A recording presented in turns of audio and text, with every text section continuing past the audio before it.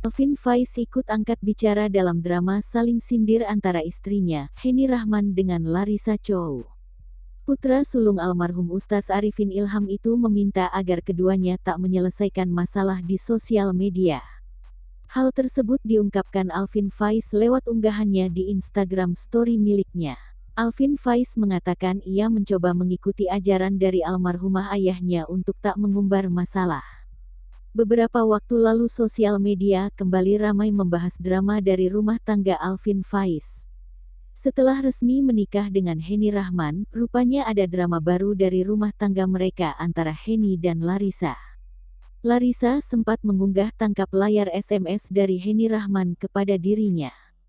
SMS tersebut berisi pesan dari Henny yang mengaku dirinya lebih cantik dari Larissa.